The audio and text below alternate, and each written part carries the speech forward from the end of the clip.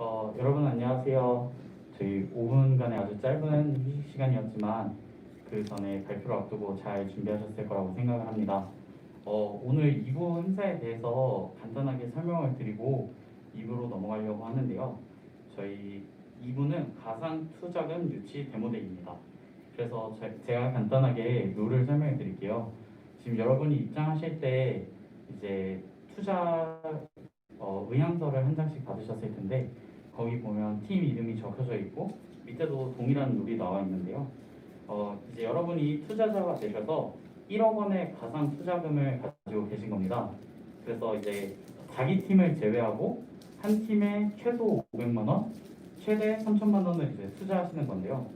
이제 저희가 아무래도 상품성으로만 발표를 하다 보면 프로젝트 팀들이 조금 불리할 수가 있기 때문에 이번 이 투자금의 주제는 과연 발표하는 이 팀이 그러니까 그 문제 발견을 얼마나 열심히 했고 특히 그 팀이 가지고 있는 문제점에 대해서 얼마나 많은 고민을 했고 그 고민을 해결하기 위해 어떤 활동을 하려고 하는지 또는 어떤 의지가 있는지가 투자의 기준이 됩니다. 그래서 이 부분에 유의해서 투자금을 적어서 마지막에 제출해 주시면 됩니다. 그리고 자기 팀은 제외고 1억 원을 모두 사용하지 않으셔도 되고요. 마지막에 투자금을 합산해서 가장 큰 두 팀에게 이제 시상이 이루어지게 됩니다. 1부 보셔서 아시겠지만 지금 마이크 이렇게 조금 가까이 대고 말씀하셔야 소리가 잘 들려요. 그래서 마이크에 조금 가까이 대고 말씀해 주시는 점 유의해 주시면 좋을 것 같습니다. 오늘 첫 팀을 이제 모셔보려고 하는데요. 저희가 발표 순서는 저희 사전 준비 단톡방에서 미리 공지됐지만 지금 유튜브 스트림을 통해 처음 보시는 분들을 위해서 오늘 첫 발표팀은 조선여자팀입니다. 팀 SVM 소속 올스타고요. 조선여자팀의 이영현님께서 나와서 제 발표를 맡아주시겠습니다. 큰 박수로 맞이해주세요.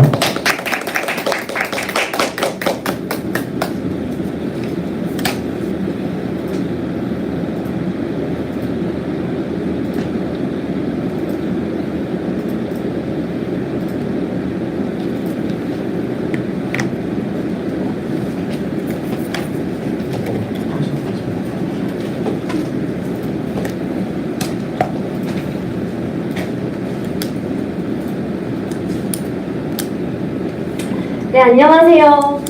지난번 저희 트로프 페스타에서도 사회자로 인사드렸던 조선여자팀의 이영현입니다. 반갑습니다.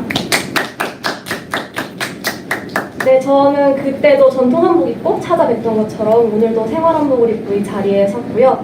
저는 이처럼 팀 이름에서 알 수 있듯이 한복 위주의 활동을 하고 있습니다.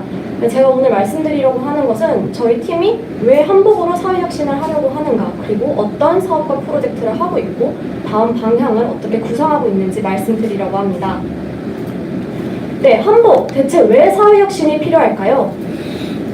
여러분, 요즘 가장 핫한 이슈 중 하나가 바로 이 중국의 동북공정이죠. 다들 아마 들어보셨을 거라고 생각합니다.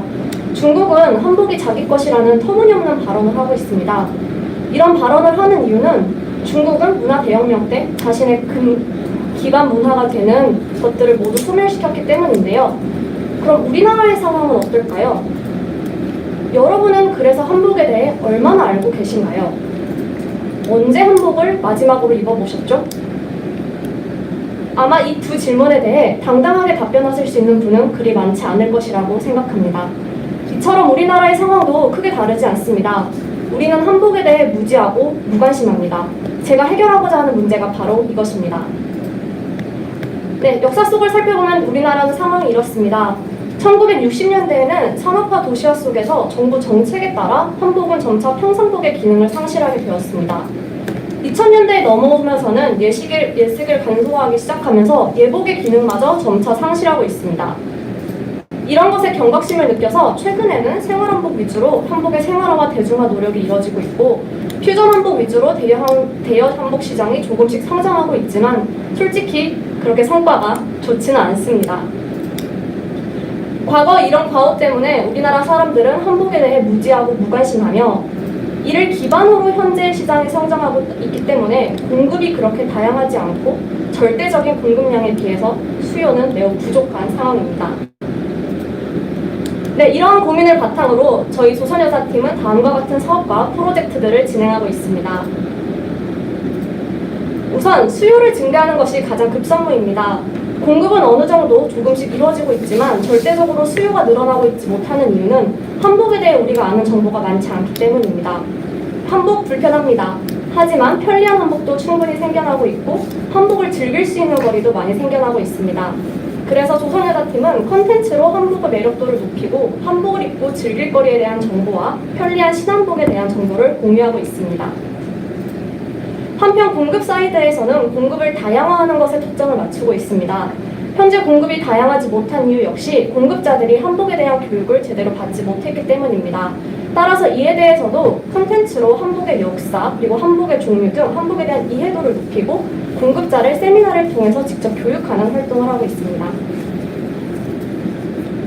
먼저 저희 사업입니다. 저희 조선여자팀의 사업은 크게 두 가지 채널을 중심으로 이루어지고 있습니다. 유튜브 조선여자문화 채널과 인스타그램 한복 트래블아트 채널입니다. 유튜브 채널의 경우 올해 3월 시작하여 하루 만에 구독자 100명을 달성하였으며 8개월이 지난 현재 950명, 즉 9배 넘는 성장을 이루었습니다.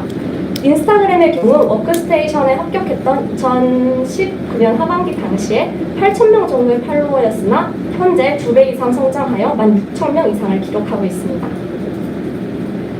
저희 팀의 사업은 크게 세 가지로 나누어집니다. 첫 번째는 중고한복 마켓입니다. 전통 한복을 저렴한 가격에 공급하는 역할을 하고 있고 워크스테이션 합격 후 기간 내에 1회 진행하여 매출 250만 원을 달성하였습니다. 한복 세미나 역시 저희 활동 기간 중 2시즌을 진행하였으며 매출 480만 원을 달성하였습니다. 최근에는 콘텐츠 판매도 이루어지고 있어 광고를 2회 진행하였으며 매출 100만 원 달성하였습니다. 사업 외에도 다양한 프로젝트를 진행하고 있는데요. 가장 주된 활동은 콘텐츠 발행입니다. 지난 8개월 동안 유튜브 영상 17건을 제작하였고 인스타그램은 활동기간 1년 반 동안 150건의 콘텐츠를 발행하였습니다. 다행히 각 발행 건당 도달수가 상당히 크게 성장하고 있어서 한 1만 명에서 3만 명 정도 도달하고 있는 상황입니다. 이 외에도 각종 콜라보 행사와 전시와 공모전 활동을 하고 있고요. 프로젝트 활동 경우에도 점점 성과가 좋아지고 있어 점점 나름의 수익을 얻는 채널로도 되고 있습니다. 올해 지난달에는 한복문화주간 영상 공모전에 출품하여 2등을 수상하였고 또 최근에는 종로 한복사진 공모전에서도 1등을 수상한 바 있습니다. 이렇게만 들으면 저희 조선여자팀의 활동이 아주 잘 이루어지고 있는 것처럼 보일 것입니다. 하지만 상황이 꼭 좋은 것만은 아닙니다. 아시다시피 인한 타격이 모든 팀들에게 쉽지 않은 상황이었을 것입니다. 저희 팀 역시 마찬가지입니다. 아무래도 한복은 입고 야외로 나가서 다양한 모습을 보여줘야 하는 그런 활동이다 보니 코로나19로 인한 타격이 정말 적지 않습니다. 또한 한복의 경우 사양 산업에 있기 때문에 탄탄한 비즈니스 모델을 구상하는 것에 적지 않은 어려움을 겪고 있습니다. 코로나19로 인한 타격 가장 큰 문제입니다. 저희 1년 차에는 대규모 행사 프로젝트 이렇게 보시면 35명 정도가 참가했었는데요. 이런 활동이 활발히 이루어졌지만 올해는 전혀 불가능한 상황입니다. 그래서 이런 프로젝트를 전부 개인 프로젝트로 대체하여 한복 입고 갈 수 있는 좋은 한옥 카페 알리기 등의 콘텐츠들을 발행하였으나 아시다시피 최근 다시 코로나가 확산되고 있어 이런 활동이 점점 예측 불가능해지고 있으며 점차 어려워지고 있는 상황입니다. 그 다음은 탄탄한 비즈니스 모델을 구성하는 게 가장 어렵습니다. 이 역시 제가 워크스테이션에 처음 지원했을 때 제가 활동 기간 동안 비즈니스 모델을 탄탄하게 잡는 걸 목표로 한다라고 하였으나 현실적으로는 좀 어려운 부분이 있었습니다. 말씀드렸듯이 저는 이렇게 크게 세 가지 비즈니스 모델을 운영하고 있었는데요. 중고 한복 마켓의 경우 중고 한복의 물량이 어느 정도 갖춰져야 진행할 수 있기 때문에 지속성 문제가 있습니다. 한복 세미나의 경우 아무래도 최소 한 8명 정도의 인원을 모아서 진행하는 수업이다 보니 현재 운영이 좀 어렵고 비대면 전환을 시도하였으나 제가 갖고 있는 약 30벌의 한복을 직접 보여드리며 설명하는 구조이기 때문에 비대면 전환이 사실상 불가능한 상황입니다. SNS 광고와 콘텐츠 발행에 대해서 역시 지속성 문제가 있는데요. 이런 지속성 문제가 발생하는 이유는 리소스가 부족하고 한 콘텐츠를 제작하는데 20만 원에서 최대 90만 원의 비용이 소요되어 상당한 비용 문제를 겪고 있는 상황입니다. 이 세 가지 비즈니스 모델 중에 제가 가장 유효하게 보고 있는 것은 마지막 콘텐츠 발행입니다. 네, 그래서 저는 앞으로 컨텐츠 발행에 집중하려고 하고 있습니다. 이유는 말씀드렸던 것처럼 코로나19로 인해 오프라인 활동이 어려워진 상황이며 그리고 수요자와 공급자, 즉 제 활동의 타겟인 두 양측 모두 컨텐츠로서 교육시키는 것이 제 활동의 정체성에 가장 부합하기 때문입니다. 말씀드렸듯 가장 유효한 브레인이고 타겟에게 미치는 임팩트 사이즈가 크기 때문에 앞으로 이에 집중하려고 하고 있습니다. 네, 그렇기 때문에 저는 투자가 필요합니다. 네, 컨텐츠를 만들기 위해서는 현재 리소스 부족 그리고 비용 문제, 이 문제가 가장 큰데요. 그리고 비용 부담을 완화하여 리소스를 확대하고 컨텐츠의 양과 질을 확대하는 것을 큰 목표로 잡고 있습니다. 이처럼 컨텐츠 확대를 통해 제가 결과적으로 이루고자 하는 목표는 우리나라 사람들의 한복에 대한 무지와 무관심을 해소하고 또한 한복 시장의 수요를 증대하고 공급을 다양화함으로써 우리나라 한복에 대한 근반 기본 문화를 다시 확산하는 것입니다. 네, 긴 발표 들어주셔서 감사합니다. 그리고 마지막으로 조선여자문화 유튜브와 인스타그램 구독 꼭 부탁드리겠습니다. 감사합니다.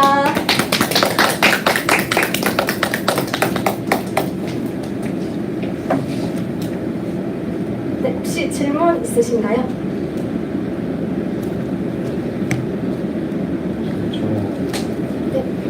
발표 너무 잘 들었고요. 이 프로젝트가 사회적인 혁신, 어떤 사회적인 가치를 더 추구하는 것인 것 같은데, 만약에 기업의 금전적인 이익과 사회적인 이득을 얻는 것, 혁신을 얻는 것에 대해서 약간 충돌을 일으킨다면 어떻게 하실 것인지 궁금합니다. 네, 사실 그 말씀해주신 부분이 제가 요즘 가장 크게 갖고 있는 고민 부분 중 하나인데요. 사실 이 한복 시장 자체가 성장하는 시장은 절대 아니에요. 점점 하락하고 있기 때문에 제가 이 시장에 뛰어든다고 해서 제가 금전적인 이익을 얻기 쉬운 부분은 절대 아닙니다. 근데 또 말씀드렸던 것처럼 이 사업을 하는 목표 자체가 결국은 사회적인 가치를 더 높이기 위함이기 때문에 제가 그 사이에서 한 1년 동안 갈등을 많이 했었고요. 최근에는 제가 이 시장에서 꼭 기회를 잡아서 어떤 사업을 확대하는 것보다는 결과적으로 제가 추구하는 목표인 한복에 대한 인식 제고에 더 중심을 두고 있는 상황이고, 그래서 제가 최근에 좀 더 집중하고 있는 부분은 오히려 자금을 많이 쏟아부어서 이제 1차적으로 사람들에게 좀 이 시장이 부활할 수 있는 어떤 기반을 어떻게 보면 마중물을 넣어주려고 하는 그런 상황입니다. 네, 그래서 사실 좀 자금난을 많이 겪고 있고, 말씀드렸던 것처럼 컨텐츠에서 얻은 수익이 총 100만 원밖에 되지 않는데 한 컨텐츠에 들어가는 비용은 20만 원에서 90만 원이 되고 있는 상황입니다. 감사합니다. 네, 감사합니다. 네, 그 전통 문화가 약간 현대에 와서 되게 트렌드로 바뀌고 있는 예시 중에 하나가 최근에 그 이날치 밴드가 한 소리를 음악화를 하는 그런 거 있잖아요. 그것 같은 경우도 이제 어찌 보면 어떤 컨텐츠를 현대화해서 만든 케이스인데, 혹시 그러면 한복 같은 경우는 컨텐츠보다는 약간 제품이잖아요. 그러면 컨텐츠로 시작하셨을 때 그 컨텐츠를 어떻게 하면 제품으로 약간 이게 유기적으로 이어질 수 있게 하실지에 대해서 계획이 있으신지 조금 물어보고 싶어요. 아, 네. 제가 컨텐츠를 만든 이유 자체가 그런 제품들에 대한 정보를 알리기 위함인데요. 아마 여러분들이 전통 한복은 익숙하시더라도 신한복이라는 개념은 익숙하시지 않을 거예요. 제가 오늘 입고 온 것처럼 이렇게 일상생활 속에서도 전혀 부담스럽지 않은 한복들이 상당히 많은데 이에 대해서 수요자가 알지 못하고요. 공급자 역시 이런 한복들을 개발하는 데에 대해서 리소스가 사실 별로 없는 상황이에요. 그런 연구가 기존에 이루어지지 않았기 때문이죠. 근데 저는 오랫동안 한복 활동을 하면서 나름대로의 제 철학 그리고 아이디어들을 많이 갖고 있기 때문에 공급자분들에게는 콘텐츠를 통해서 그런 교육을 시키고 소유자분들께도 인스타그램 콘텐츠로 이런 브랜드가 요즘 있다라는 걸 알리는 역할을 하고 있습니다. 네. 혼자서 저 모든 사업을 진행하시고 계시는데. 네, 맞습니다. 네, 사실 이 팀의 팀원은 저 하나뿐인데요. 팀원은 사실 좀 유기적으로 변동이 이루어지고 있는 상황입니다. 제가 연세대학교 한국문화 동아리 하랑 활동을 하고 있고, 그리고 한복저스라는 콘텐츠 팀에서 활동하고 있고요. 한복여행가라는 그룹에서도 활동하고 있기 때문에 정규 팀원보다는 좀 비정규 팀원이라는 개념으로 유기적으로 팀을 꾸려서 활동하고 있습니다. 저 질문 하나만 더 할게요. 네. 아까 말씀하셨던 것처럼 사회적 혁신을 이루기 위해서는 금전적인 이득이 어느 정도 필요하다고 말씀을 해주셨는데, 만약에 기업의 이익이 좀 필요한 상황에서 그런 거를 얻어갈 수 있는 사업이 있는데 팀의 좀 정체성을 잃을 수도 있는 사업일 경우에는 어떻게 하실 건지 그럼 그 고민에 대한 해결책이 있으실까요? 아, 네. 그 부분에 대해서는 사실 좀 흥미로운 내용이 있는데요. 저도 한복 활동을 하면서 느낀 게 생각보다 확장성이 넓다는 것이었어요. 한복이 꼭 한복이랑만 맞닿아 있는 게 아니라 방금 말씀해주신 이날치 밴드처럼 다양한 국악 밴드들도 있고 아니면 제가 오늘 지금 쓰고 있는 이 마스크 스트랩도 각근을 모티브로 한 마스크 스트랩이에요. 이런 것처럼 정말 다양한 아이템으로 확장이 가능하기 때문에 실제로 좀 관련성이 없는 프로젝트 제안들이 많이 오지만 그 어떻게든 전통 문화나 한복의 요소들과 결합하여서 진행을 하고 있는 상황입니다. 그래서 앞으로도 그렇게 진행하지 않을까 싶습니다. 네, 감사합니다. 네, 감사합니다. 네, 그러면 이 상황을 마치도록 하겠습니다. 감사합니다. 네, 첫 번째 발표를 맡아주셔서 굉장히 많이 되셨을 텐데 잘 발표해 주셔서 감사하고 또 이렇게 많은 질문을 해주셔서 정말 감사합니다. 이어서 오늘의 두 번째 발표팀 모셔보도록 하겠습니다. 두 번째 발표팀은 저희 팀에서 온 구단, 저희 구단에서 온 팀인데요. 진더 마블 팀을 소개하겠습니다. 박수로 맞이해 주세요.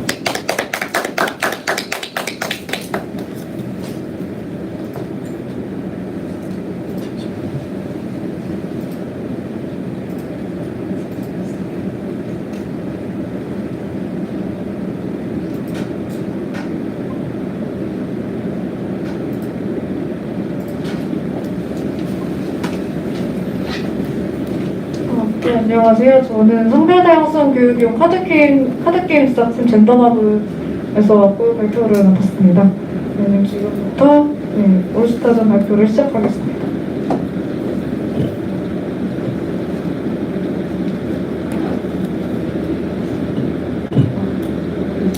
저희가 젠더마블을 시작하게 된 계기는 이와 같은 현실입니다. 지난 여름 신촌역에서 이 광고를 보신 적이 있으신가요? 예전에 성소수자분들이 자신을 좀 가시하기 위해서 만든 공익 광고인데 이게 걸리기까지도 여러 가지 좀 마찰이 있었고 걸린 후에도 어떤 익명의 시민에 의해서 이렇게 뜯겼다가 복구되는 과정이 그런 과정이 반복되어 있었습니다. 꼭 이 사건이 계기가 된 것만 아니고 사실 그 전부터 시작했던 프로젝트인데요. 저희는 이렇게 성소수자가 자신의 존재를 알리고 권리를 요구하는 이유만으로 부당한 대우를 받는 현실이 오랫동안 이어져 왔습니다. 이에 대한 문제의식에서부터 젠더마블에 대한 아이디어가 탄생을 하게 되었는데요. 저희는 이렇게 사회에 만연한 성소수자에 대한 차별과 혐오가 결국은 우리 사회의 성별 다양성 및 성소수자에 대한 무지에서부터 온다고 생각을 했습니다.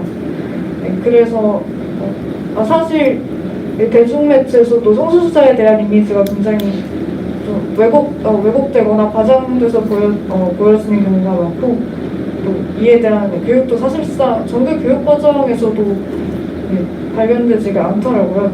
그래서 좀 사람들에게 성소수자에 대한 여러 정보들을 알려주고 또 각자의 차이와 다양성을 수용하는 그런 자세를 길러주는 매체가 있다면 이에 대한 차별을 좀 줄지 않을까라는 생각에서 이런 아이템을 좀 고민을 하게 되었습니다.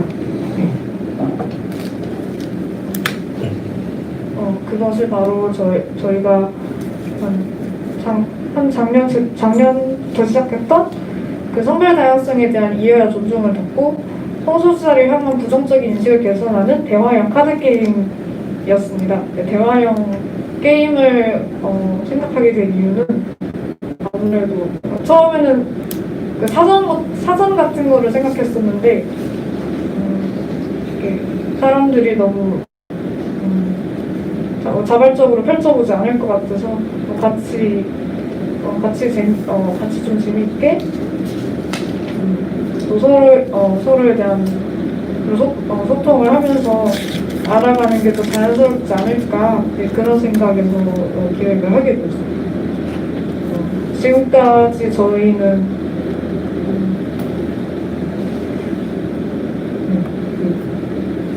이렇게 앞서 말씀드린 그런 취지를 달성하면서도 또 재미있게 즐기는 게임이 되게 하기 위해서 여러 가지 방식을 구상해 왔는데요.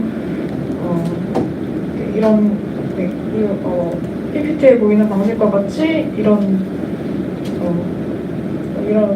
방식을 구상을 해왔습니다. 네, 지금은 이게 만들고 있는 3차 프로토타입 내용인데요.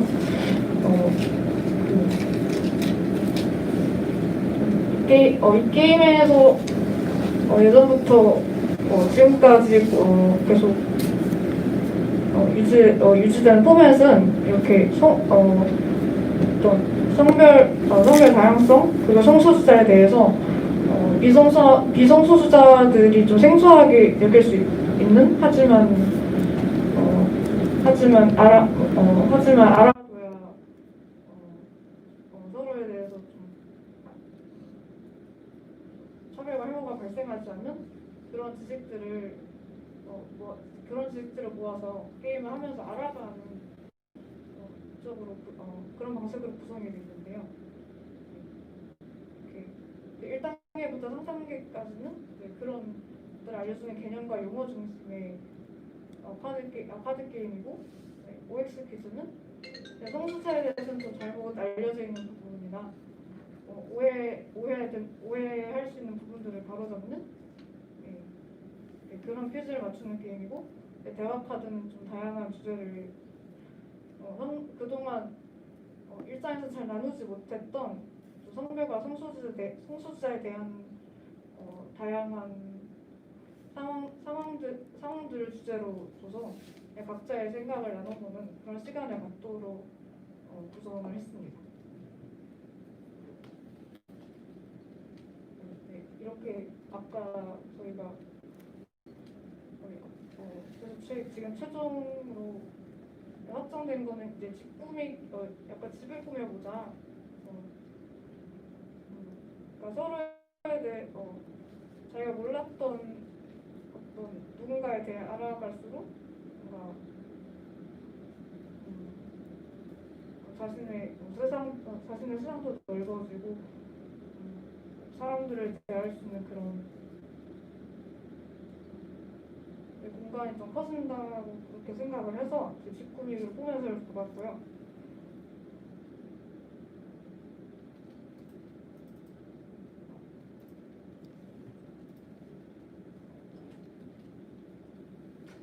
네, 이렇게 단계를 하나하나 거쳐갈수록 집이 넓어지는 그런 방식을 일단 생각을 하고 있어요.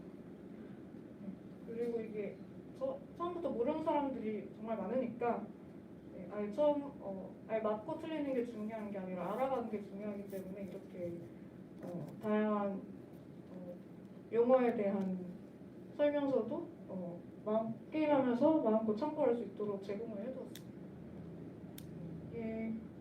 이 게임을 통해서 저희는 성별 다양성에 대해서 정확한 정보를 제공할 뿐 아니라 성별 이용법적 사고 및 차이를 무시하는 그런 가치관들을 타파하는 목적으로 그런 목적을 게임에 두고 있고요. 그렇게 하면서 성소수자가 되지 않더라도 혹은 그걸 직접 다 경험하고 이해할 수 없더라도 그 차이를 받아들이고 차별하지 않는 그런 LI를 한 명 한 명씩 이 게임을 통해 만들어 가고 싶습니다. 그래서 저희가 사실 예전부터 했던 고민은 이제 3차 프로토타입이 완성되고 나면은 이제 최종본을 만들고 효과성을 검증하기 위해서 베타 테스터를 구하고 또 나와서 이 게임을 구매할 그런 소비자분들을 보여야 되는데 사실 지금 코로나19도 큰 어려움이지만 항상 그런 고민이 있었어요. 성소수자의 상황을 경험해보지 못했고 그걸 알지 않아도 사는데 지장이 없는 사람들을 어떻게 설득할 수 있을까? 어떻게 우리한테 시간을 내어주게 할 수 있을까? 그런 부분들을 좀 고민을 했고 사실 스스로한테 전 아직 자신이 많이 없거든요. 설득하려고 해도. 그리고 이게 제가 중요하게 생각하는 어떤 가치가 다른 사람들한테는 그렇지 않을 수도 있기 때문에 그 차이를 어떻게 메꿀지도 고민을 해야 되고 그런 어려움이 있는데 그런 일단 그리고 하나 이 고민을 선정한 이유가 그러니까 이 젠더마블을 같이 도와줄 사람들은 사실 성소수자 당사자분들이나 인권 관련 활동하시는 분들이나 그런 분들을 많이 구할 수 있지만 저희가 목표하는 소비자는 비성소수자분들한테도 맞춰져 있기 때문에 처음부터 저와 다른 사람들을 어떻게 만나고 구할까 이런 그런 부분에서 스스로 어려움 많이 느끼고 있었던 것 같아요. 그래서 이 자리를 통해서 좀 다소 부족한 저희 고민들을 같이 나누고 의견을 구하고자 이렇게 참여를 하게 됐습니다. 일단 발표는 여기서 마치고요. 저희는 이 게임을 개발에 성공함으로써 젠더의 차이가 더 이상 정말 특이하거나 이상한 게 아니라 정말 다른 사람들 하나하나의 다른 점처럼 그렇게 평범하게 받아들여지는 사회를 만들고 싶습니다. 감사드립니다. 혹시 질문이나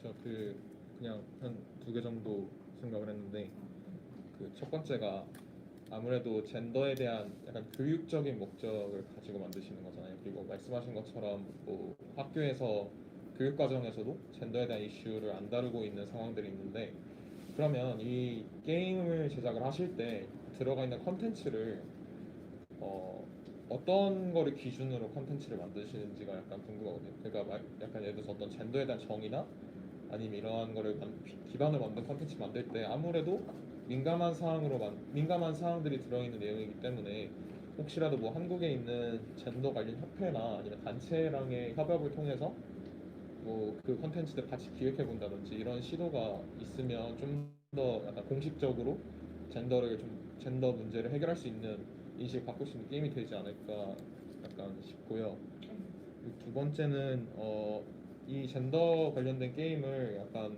이용할 수 있는 이용 대상자를 구체적으로 뭐 이용 연령이라든지 아니면 어떤 교육기관들에게 이 게임을 보급할 건지 이런 거에 대해서 조금 더 알면 좋을 것 같아요. 일단 첫 번째에 대해서는 그러니까 게임을 초반에 개발할 때는 한국다양성연구소나 아니면 저희 학교에 젠더와 관련해서 연구하시는 교수님들의 자문을 받아본 적이 있고 그 외에도 여러 제가 알고 있는 성소수자 지인분들 한테도 그 내용을 좀 보여준 적이 있습니다. 네. 그런데 그 내용에 대한 검토는 어느 정도 다 된 것 같은데 게임 방식에 대해서는 아직 스스로 이게 정말 매력적일지 재미가 있을지 확신을 아직 못하고 있는 상황입니다. 두 번째는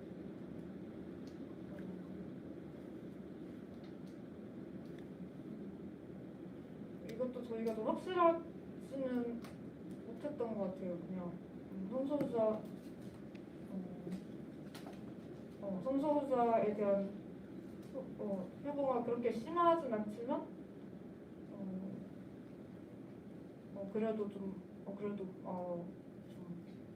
성소수자에 대해서 약간 좀 많이 알아가 의지는 있지만 아직 많이 모르는 그런 사람들을 위한 그런 사람들을 좀 변화시키고 싶은 변화시키는 게임을 만들고 싶다 그렇게 생각을 했었는데 그리고 구체적인 연령 처음에는 그러니까 중고등학생 정도부터 성인까지 생각을 했었고요.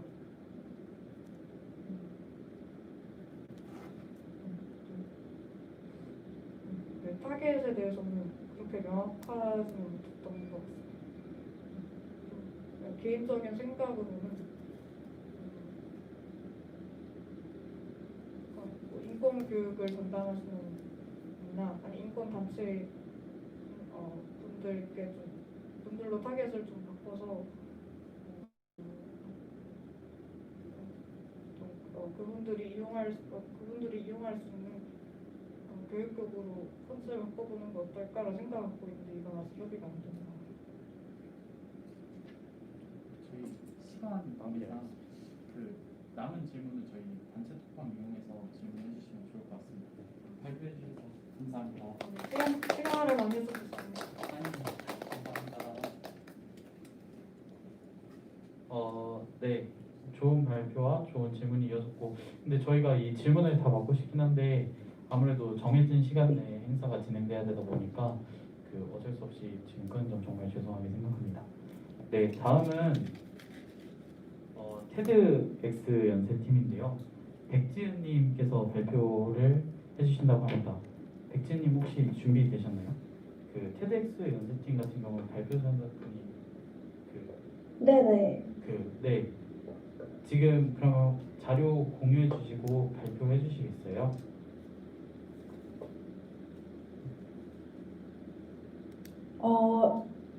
혹시 여기 안하경님께서 화면 공유할 수 있도록 해주실 수 있나요? 네, 알겠습니다. 지금 허용해 드렸습니다.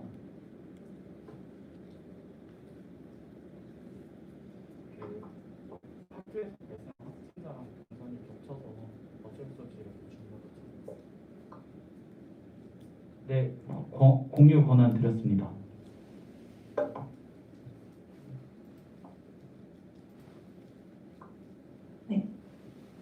그러면 발표 시작하도록 하겠습니다.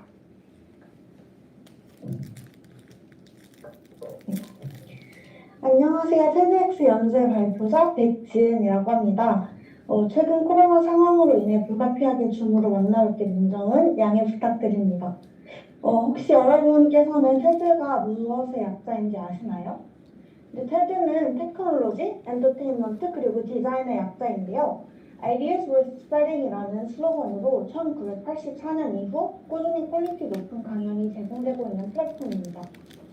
여기서 테드와 테드x의 차이가 뭔지 궁금하실 수 있을 것 같아서 잠깐 설명드릴게요.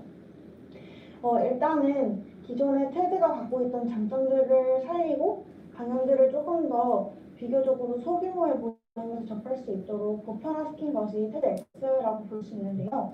그래서 TEDx는 각각의 단체들이 독립적으로 강연들을 개최할 수 있도록 만들어진 플랫폼입니다.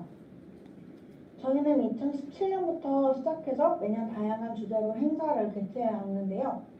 이렇게 섀도우, 플레이, 체인지, 밴딩 퍼스펙티브스, what is your color 테마들이 있었습니다. 메인 이벤트 외에도 살롱이라는 더 소규모 자유로운 형식의 행사 또한 여러 차례 진행해왔습니다. 이번 달에 진행됐던 What is your color 행사 경우 준비 과정에서 코로나 상황으로 인해서 행사가 연기되는 등 여러 어려움들이 많았지만 유튜브 라이브를 활용한 온라인 강연회를 통해 성공적으로 마칠 수 있었습니다. 저희가 온라인으로 행사를 개최한 것이 이번이 처음이었지만 굉장히 수월하게 진행이 되었던 것 같아요. 그래서 앞으로도 오프라인으로 행사를 진행하게 되더라도 더 많은 사람들께서, 더 많은 관중들이 저희 강연을 접할 수 있게 온라인 플랫폼도 병행을 하는 방향으로 할 것 같습니다. 현재까지 저희 활동의 초점이 가장 기초적인 강연을 어떻게 해야 성공적으로 개최할 수 있을까에 대해 맞춰져 있었다면 지금 2년이 지난 현 시점에서는 저희를 재정비하고 나아가는데 어떤 부분들이 필요할지 돌아보는 부분에 초점을 맞춰야 한다고 생각합니다. 이를 위해서 저희는 크게 세 가지 질문을 던져보았습니다. 첫 번째, what? 저희의 고민은 무엇일까요? 저희의 고민은 크게 세 개로 나눌 수 있는데, 가장 먼저 잃어버린 우리만의 정체성과 가치, 두 번째, 새로운 도전에 대한 두려움, 그리고 세 번째, 기술적인 한계, 이렇게 세 개로 정리할 수 있을 것 같습니다. 그럼 두 번째 질문, 이 고민들은 왜 저희의 고민일까요? 가장 먼저 잃어버린 우리만의 정체성과 가치. 지금까지는 강연 그 자체에 초점을 두었다면 이제 저희는 TEDx 연세로서 어떤 목표를 가지고 활동하는지를 알고자 합니다.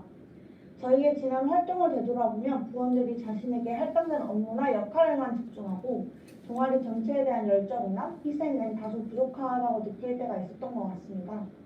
따라서 단순히 눈앞에 있는 강연 행사 개최를 위해서가 아니라 저희의 모든 행사들과 노력들이 어떤 궁극적인 목표를 향하는지에 대한 공동의 가치를 세우면 이러한 결함이 해결될 수 있을 거라고 생각합니다. 나아가 정체성과 가치가 명확하게 확립되지 않았음과 동시에 저희는 새로운 형식이나 획기적인 아이디어에 도전하기보다는 비교적으로 검증된 안정을 추구한다는 고민이 있습니다. TEDx는 TED에 속해 있기 때문에 라이선스 등의 많은 제약들이 존재를 하는데요.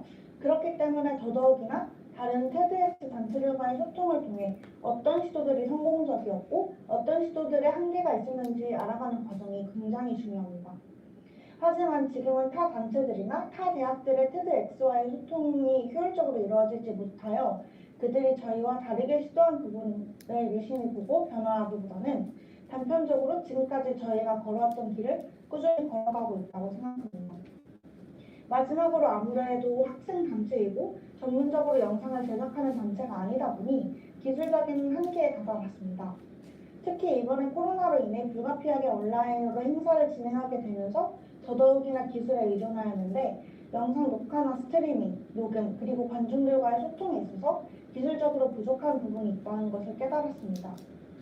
특히 기술적인 측면은 저희가 관중들과 외부인들에게 어떻게 보여지는지 그리고 저희의 신뢰도와도 직결이 되는 문제인데 그렇기 때문에 저희 TEDx가 발전하기 위해서는 투자 등을 통해 더 매끄럽고 전문적으로 기술을 활용할 수 있어야 한다는 결론에 다다르게 되었습니다.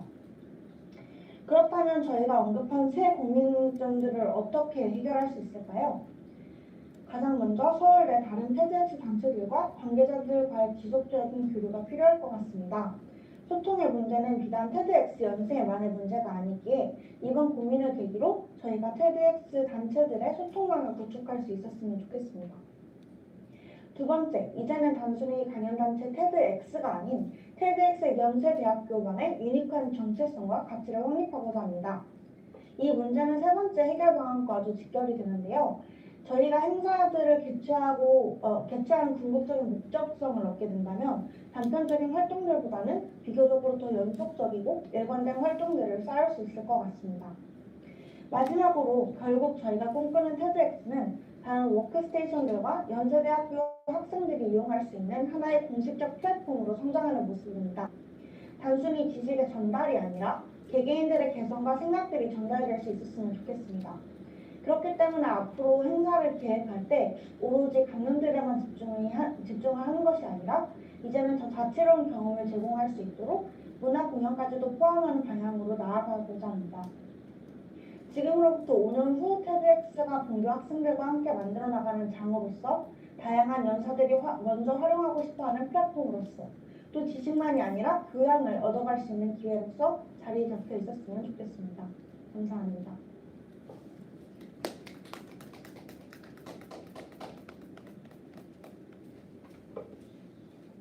네, 발표해 주셔서 감사합니다. 그 현장에서 질문 있으시면 이게 줌으로 마이크가 송출되는 게 아니라 유튜브 라이브를 통해서 보고 계시거든요. 그래서 제가 질문을 수업해서 이렇게 마이크 앞에서 대신 말씀드리도록 하겠습니다. 혹시 질문 있으신 분 계신가요? 혹시 어떤 SDG 고를 해결하려고 시작한 프로젝트인지 알고 싶어요. 그 혹시 어떤 SDG 고를 해결하려고 시작한 프로젝트인지 궁금하시다고 합니다. 그 지속 가능 발전 목표 중에 SDG고요. 그 네. Sustainable Development Goal. 네네.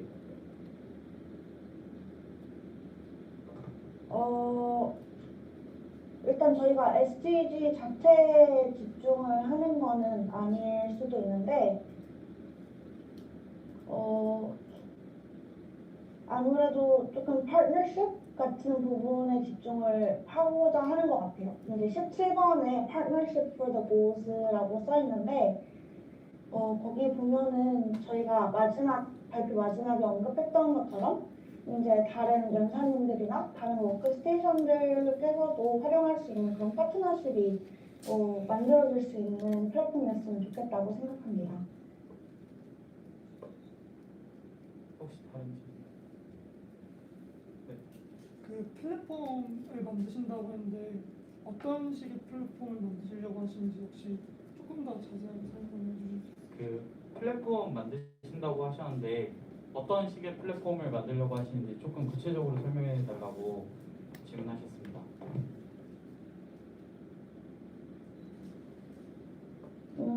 그러니까 TEDx 자체는 강연 플랫폼이잖아요. 근데 저희가 원하는 거는 연세대학교 학생들이 이제 자신의 생각이나 개성을 표현할 수 있는, 그러니까 말 그대로 대학생들의 아이디어를 조금 더 공식적이고 공개적인 곳에서 얘기를 할 수 있는 그런 플랫폼을 만들고 싶고요.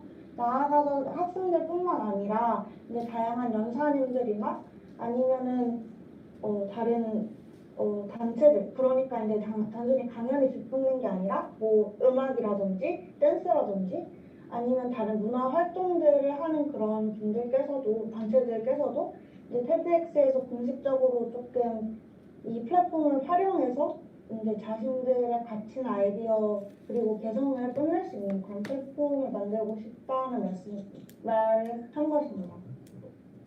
네, 그럼 네. 혹시 마지막으로 콘텐츠 제작을 위한 자금 마련은 어떻게 하고 계신지 궁금합니다.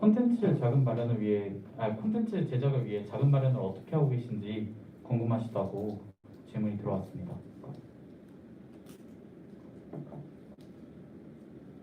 네, 저희가 일단은 그 고등교육 혁신원에서 매 학기에 일정한 금액을 받고 있고요. 이 외에 저희가 필요한 부분들은 이제 저희가 각 강연의 주제 같은 게 있는데 거기에 맞게 다른 외부 투자자님들께 설명을 드려서 저희가 이런 강연을 주최하려고 계획 중에 있는데 혹시 마음이 맞으신다면 투자를 해주실 수 있나요? 이렇게 요청을 드리고 있는 걸로 알고 있습니다. 네, 오늘 발표해 주셔서 감사합니다. 이따가 다른 팀 발표. 근데 네. 조금 네. 죄송해요. 지금 유튜브 때문에 이게 렉이 있어서 네, 저희가 지금 투자를 받고 있다고 말씀을 드렸는데 이제 아무래도 이번에 온라인을 하고 이제 다른 분들도 마찬가지겠지만 코로나 시국에서 좀 얘기를 하다 보니까 추가적인 투자가 아무래도 필요한 것 같더라고요. 장비들이나 아니면은 이제 현장에 필요한 그런 기술들 면에서는 투자가 더 필요하다고 생각합니다. 네. TEDx 팀 발표해 주셔서 정말 감사하고요. 그 다른 팀의 발표가 마친 후 그 아까 투자 의향서 사진 보내드렸는데 그거 작성해서 저한테 보내주시면 감사하겠습니다. 네. 지금 벌써 TEDx 팀 발표까지 끝났고요. 네. 다음은 제가 기대하는 팀 중에 하나입니다. 프로젝트 시민팀의 이제 발표를 하도록 하겠습니다. 박수로 맞이해 주세요.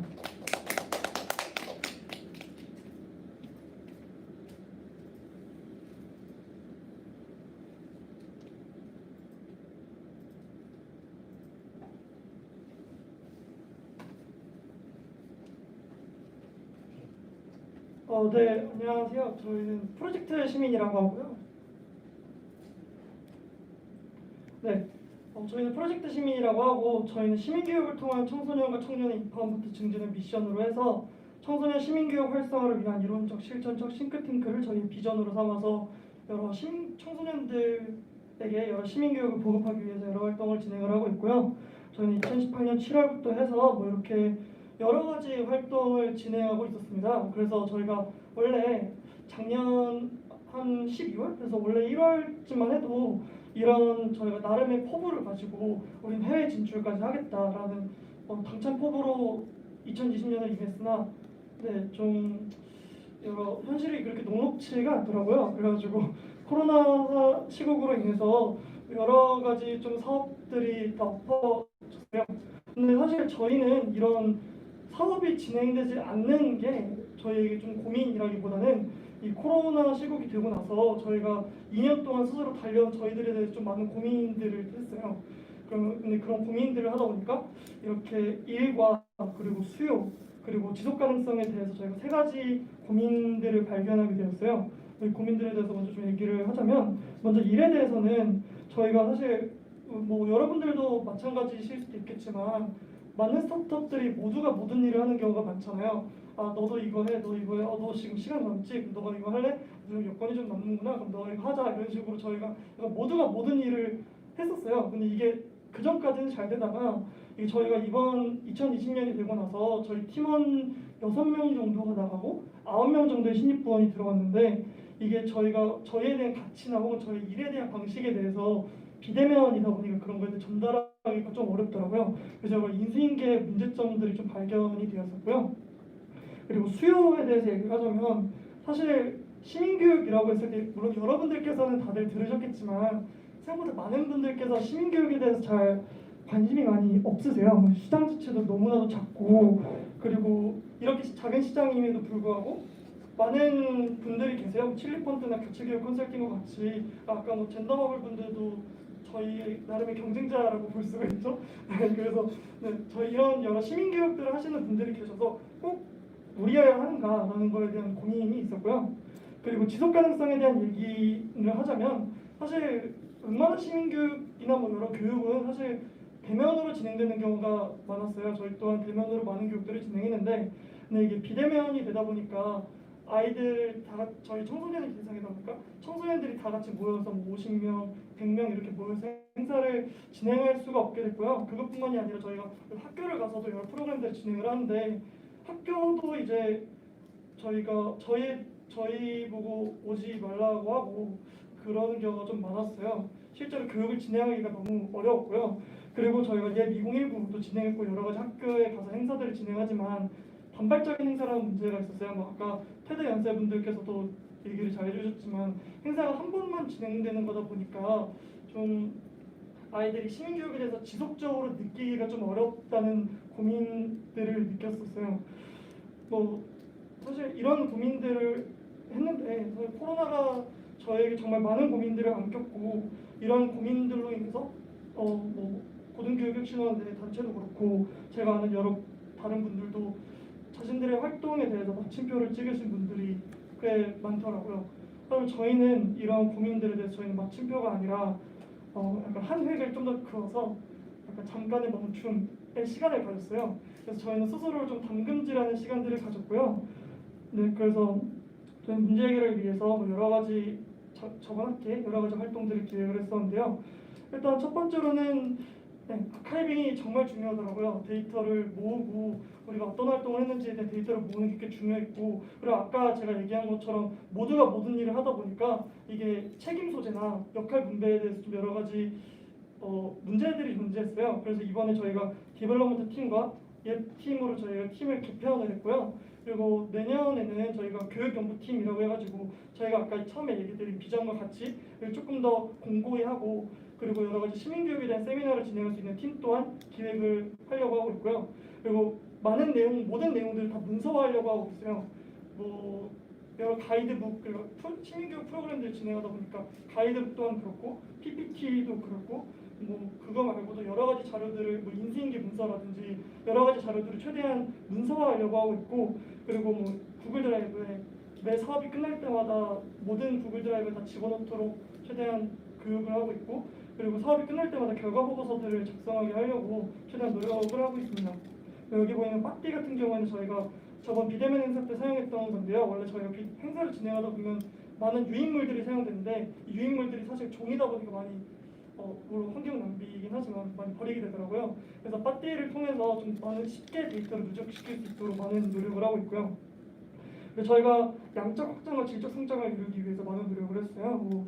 예번 2020을 저희가 이번 8월에 진행을 했었는데요. 비대면으로 진행되긴 했지만 이게 오히려 저희에게 기회로 다가왔던 것 같아요. 원래는 대면 행사다 보니까 사실 수도권 내에 있는 친구들밖에 만나기가 어려웠어요. 저번 예 2019 같은 경우에는. 근데 이번에는 저희가 전국 청소년들을 대상으로 모집을 했고요. 실제로 이런 식의 사진들을 보시면 여러 청소년들이 비대면으로 모여서 그래서 행사를 진행을 했습니다. 그리고 저희가 비영리 스타트업 4기로 선정이 됐어가지고 그 비영리 스타트업 NPO 지원센터 분들이랑 저희 비전과 그리고 미션에 대해서 많이 여러 논의를 거치면서 좀 더 공고히 하게 되는 시간이 되었고, 그리고 파트너 페어나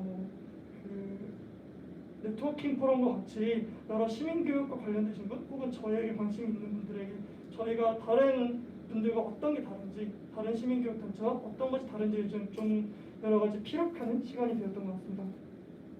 그리고 저희가 세 번째로는 계속 여러 가지 실험과 도전들을 이어갔어요.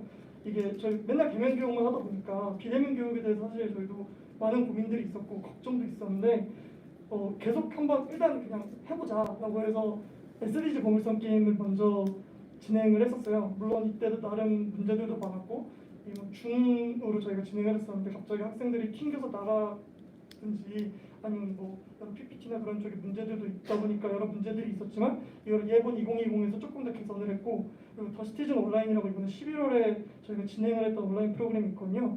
여기에서도 저희가 더 개선을 해가지고 저희가 자체적으로 설문조사를 매 행사마다 진행을 하는데 아이들의 비대면 행사임에도 불구하고 만족도가 점차 높아지는 것으로 보아 저희가 꽤 우리가 실험이 점차 성공적으로 되고 있구나라는 것을 느끼고 있습니다. 그리고 마지막으로는 저희가 연속성 있는 행사를 진행하려고 노력을 하고 있어요. 그래서 저희가 약간의 홍보일 수도 있겠지만 저희가 12월 3일에 그러니까 고등학생분들이 수능을 보는 날이죠. 그때 저희가 예번 2020의 아젠다가 원래 지속 가능한 식탁이라고 해가지고 여러 식품과 그리고 환경에 대해서 다뤘었는데 그 아젠다를 토대로 해서 또 다른 후속 프로그램을 이번에 개발해서 기획을 하고 있습니다. 이번에도 비대면으로 진행할 예정이고 혹시 여러분들 주변에 고등학생분들이 있다면 많은 홍보 부탁드립니다. 네, 일단 저희가 이런 식으로 스스로 담금질을 하면서 어느 정도 고민들을 해결해 나갔다고 생각을 해요. 그래서 저희는 이제 이 담금질의 과정에서 벗어나서 좀 더 확산의 길을 걷고자 하고 있어요. 그래서 저희는 이번 학기 저희 키워드는 확산이고요. 그래서 이런 행사들을 저희가 일단 기획을 하고 있어요.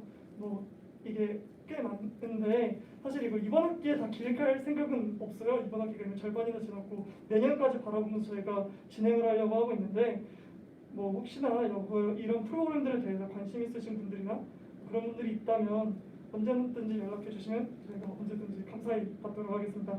물론 저희가 이런 식으로 여러 가지 행사들을 기획하고 있고 많은 학생들, 많은 청소년 혹은 저희 청년 가이드들에게도 많은 시민교육을 확산하기 위해서 노력을 하고 있는데 물론 이를 위해서는 가상의 투자이긴 하지만 여러분들의 투자금이 필요합니다.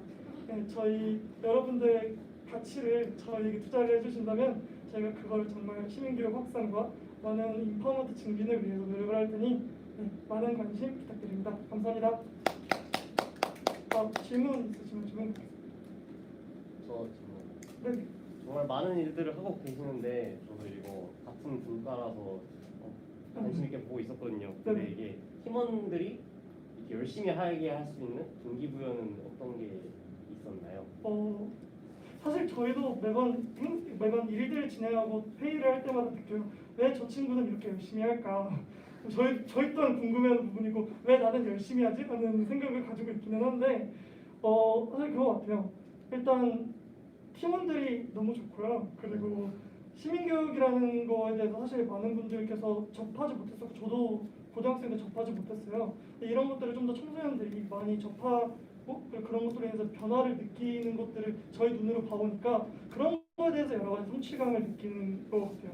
저 다른 팀원들도 그럴 거라고 생각합니다. 감사합니다. 혹시 또 다른 질문 있으신가요? 네. 정말 들어보니 엄청나게 많은 프로젝트들이 동시에 진행되고 있고 네. 그에 반해서 인원은 생각보다 적은 것 같고요. 그런 차원에서 모집이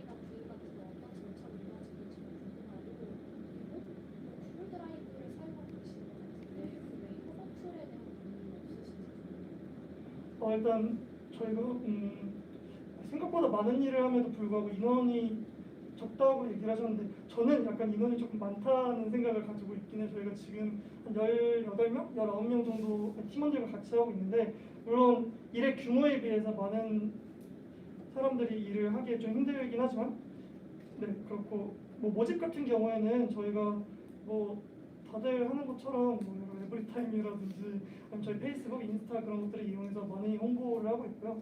최대한 저희들의 가치를 전달을 하면서 많은 분들이 저희와 같이 일을 했으면 좋겠다라고 이렇게 얘기를 하면서 사람들 많이 끌어오고 있고요. 그리고 제가 답변하려고 두 번째 질문 잊어버렸는데 혹시 저희는 그거에 대한 고민은 있는데 사실 답이 아직까지 답을 정하지 못해가지고 혹시나 뭐 좋은 협업 툴 있으면 공유해 주시면 감사하겠습니다. 혹시 더 네. 비대면으로 시민교육 이번에 처음 시도해 보신 것 같은데 저도 시민교육에 관심 많거든요. 네. 혹시 저는 대면으로 하니까 비대면 같은 경우도 많이 봤어요. 다양한 방법들 찾기가 좀 힘드신 것 같아요. 그래서 좀 궁금했던 게 비대면으로 시행했고요. 시민교육 프로젝트 중에서 어떤 프로젝트가 참여자들한테 만족도가 가장 저희가 일단 제일 마지막으로 한 행사 아까 더시티즌 온라인 그 행사가 제일 만족도는 높았던 것 같아요. 그 이유는 저희가 그만큼 시행착오를 많이 겪어서 뭐 줌으로 한번 갑자기 줌이 꺼지기도 하고 뭐 그거 말고도 아이들이 저 소리가 안 들려요, 저 영상을 안 켜고 싶어요, 뭐 저 오늘은 참여 안 하고 싶어요라고 하는 친구들도 많았어요. 그래서 그런 시행착오들을 겪고 나니까 이게 점차 하다 보니까 잘 할 수밖에 없더라고요.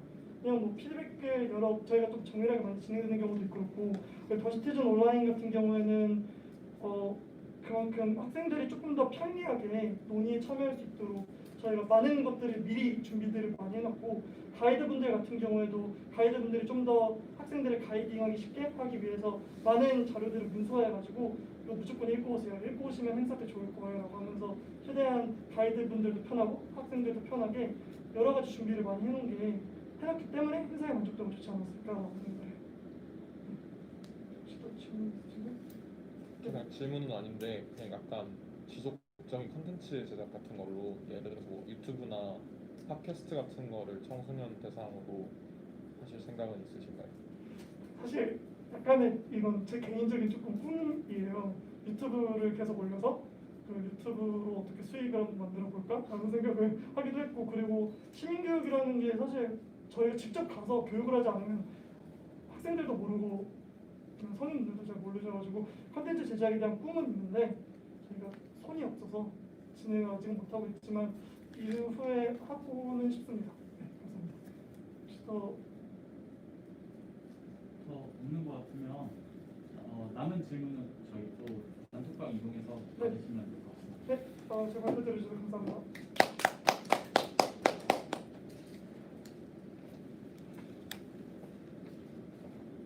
네, 저도 이번에 그 혜성님 발표를 들으면서 공감되는 게 되게 많았던 것 같아요. 저도 아무래도 KCI 하고 KCI도 이번에 비대면으로 플랫폼을 만들어서 전환하다 보니까 많은 어려움이 있었는데 그런 부분을 잘 설명해 주신 것 같고 저희는 이번에 비대면이라는 플랫폼 노션으로 갈아탔습니다. 노션 생각보다 괜찮더라고요. 참조하실 분들 참조하시면 될 것 같습니다. 다음은 마우스 팀입니다. 이 팀도 정말 기대가 많이 되는데요. 큰 박수로 맞이해 주시면 감사하겠습니다.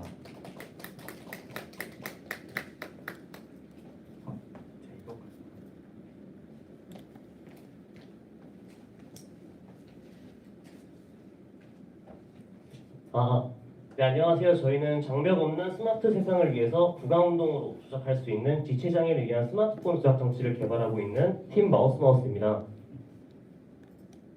네, 저희 마우스는 지체장애인이 시간과 장소에 구애받지 않고 입으로 사용할 수 있는 스마트폰 조종 장치를 개발하고 있습니다. 이를 통해서 손을 쓸 수 없는 지체장애인이 정보사회에서 소외되지 않도록 하는 비전을 가지고 있습니다. 저희 팀 멤버들입니다. 저희는 1학년부터 4학년까지 다양한 학년들의 학생들이 모였고 또 전국도 다 다른 학생들이 모여서 이러한 일들을 했습니다. 대표적으로 연세대학교 캠퍼스타운 창업지원 대학생 창업팀이 선정됐었고 워크스테이션 사전 우수팀 그리고 연세대학교 캠퍼스타운단 창업경진대 우수상 이런 양력들이 있습니다. 네, 저희가 이런 제품을 개발하게 된 계기입니다. 첫 번째로 스마트폰을 기반으로 하는 모바일 디지털 생태계는 끊임없이 확장하고 있고 많은 사람들이 그 혜택을 누리고 있습니다. 보시면 모바일 기기 사용 비율이 91.4%로 2019년에 굉장히 높았고요. 그리고 모바일 서비스가 주로 SNS 모바일 커머스 콘텐츠 플랫폼 같은 주요 모바일 서비스가 스마트폰으로 제공이 되고 있습니다. 또 모바일 앱 시장 연 성장률은 29%에 달합니다. 그러나 누군가에게 스마트폰의 사용은 한정적입니다. 지체장애인의 경우 스마트폰 이용에 제한을 받고 있고요. 비장애인 대비 장애인 모바일 정보 수준에 또 현저한 차이를 보이고 있습니다. 모바일 사용의 한계에 따라서 정보 사회에서 장애인들은 점점 소외되고 있다고 볼 수 있습니다. 따라서 이러한 문제의 해결책이 마우스가 될 수 있다고 생각합니다. 저희가 가진 차별점은 경제적인 가격, 그리고 또 이동하면서 사용이 가능한 이동성, 그다음에 직관적인 사용 방법이 될 수 있겠습니다. 저희 아이템을 요약하자면 첫 번째로 제품의 조이스틱 부분을 입안에 넣습니다. 구강에 넣어서 직관적인 조작 방법으로 마우스 커서를 움직이게 되면 저희가 자체적으로 개발한 구현한 하드웨어 메커니즘의 센서들을 움직이고 데이터를 이제 제어부로 전송을 시킵니다. 그럼 저희도 마찬가지로 자체로 만든 소프트웨어 OS가 스마트폰 화면상의 마우스 커서를 이동시키도록 합니다. 네, 보시면 261만 명의 국내 등록 장애인 중에서 지체장애로 등록된 수가 122만 명에 달합니다. 그리고 장애인 국민 중 76.9%가 스마트폰을 보유하고 있습니다. 장애인의 스마트폰 보급률이 계속해서 늘어나고 있는 국내의 상황 속에서 장애인의 스마트폰 사용 보장구에 대한 수요는 지속해서 늘어날 것으로 보입니다. 저희는 판매 및 홍보를 위해서 세 가지 채널을 활용할 것입니다. 첫 번째로 복지기관 및 정부 단체, 두 번째 개인 소비자, 세 번째로 장애인 용품 전문 유통 채널입니다. 이 중에서 대부분의 장애인 보장구 같은 경우에는 복지기관 및 정부 단체를 통해서 제공이 되고 있기 때문에 저희는 이 세 개의 채널 중에서 복지기관 및 정부 단체가 가장 중요한 채널이라고 볼 수 있겠습니다. 따라서 요약했을 때 장애인 복지관 등의 보장구를 공급하고 온라인 판매 채널 확보를 통해서 인지도 향상을 먼저 기대할 것입니다.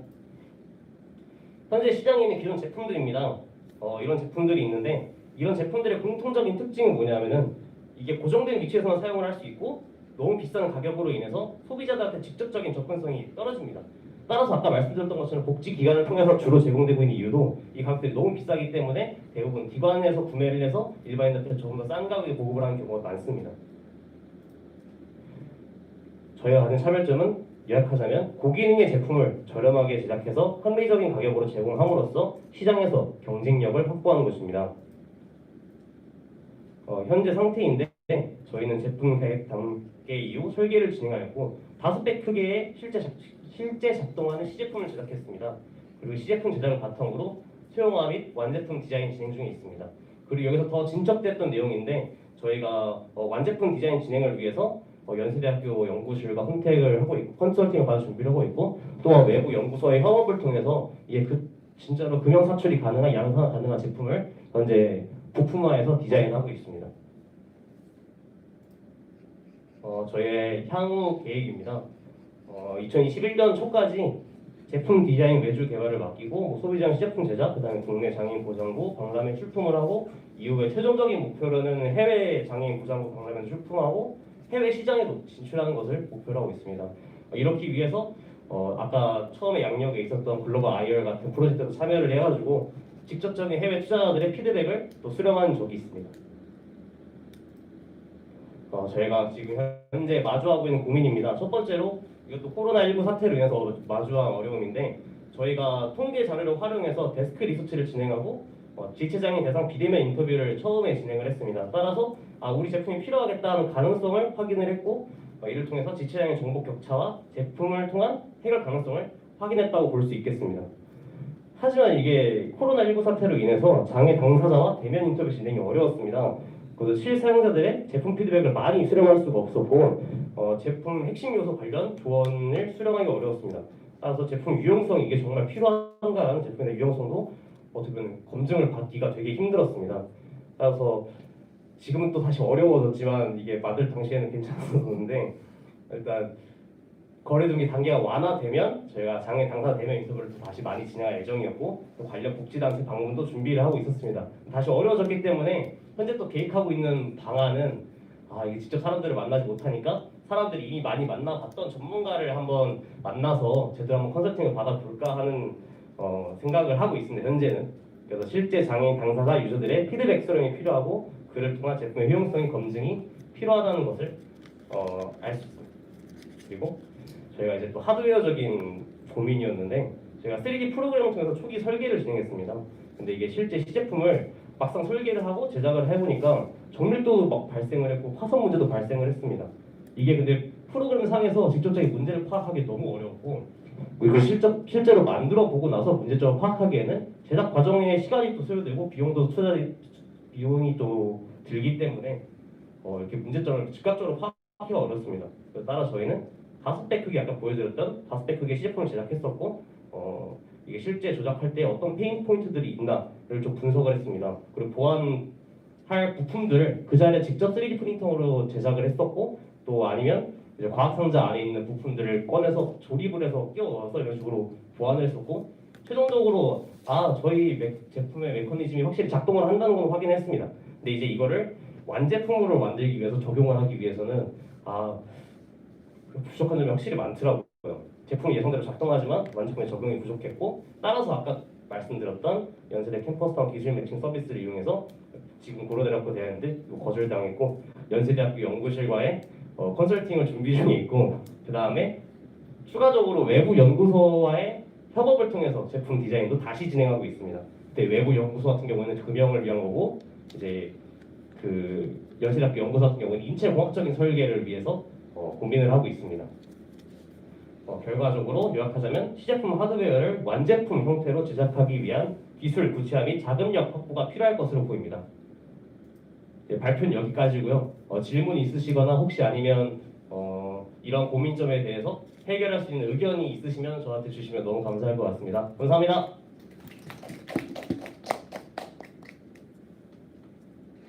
네. 저도 이제 제조부 분야여서 이제 약간 많이 공감이 되는 부분들이 있는데 네. 이제 하나 여쭤보고 싶은 게그 기존의 사례들 같은 경우에 가격이 막 700만 원대였잖아요. 네. 그러면 이제 MVP가 나온다고 했었을 때 그 가격이 어느 정도로 나올까요? 프로젝트? 저희가 아마 지금 계획하고 있는 거로는 최대 80만 원 정도 선에서 계획을 하고 있는데 한 50만 원 정도 해서 맞출 계획입니다.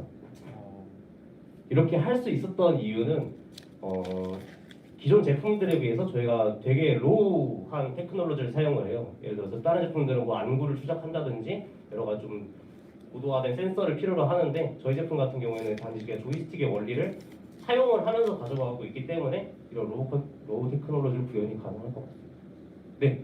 그 입에다 문다고 하셨잖아요. 네네. 그러면 입에 들어가는 건데 그 부분은 어떤 물질로 이루어져 있는지.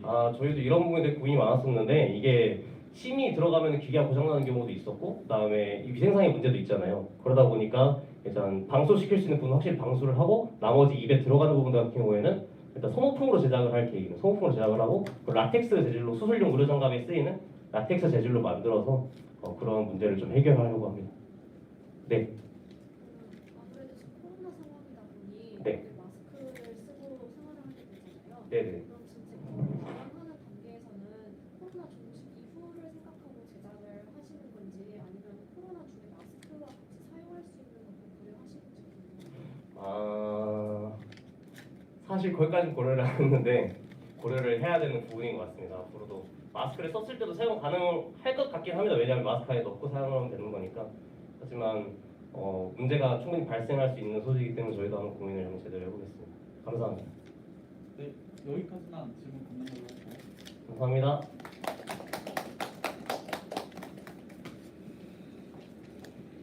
네, 여러분 지금 벌써 5팀이 발표를 마쳤고요. 어느덧 이제 마지막 발표팀 차례입니다. 마지막 발표니까 이제 여러분 투자금을 다 쓰실 필요는 없지만 그래도 투자금을 분배하는 데 아주 중요한 생각을 들게 해주는 팀이겠죠. 마지막 팀이. 마지막 그 리커버리 팀의 발표를 듣도록 하겠습니다.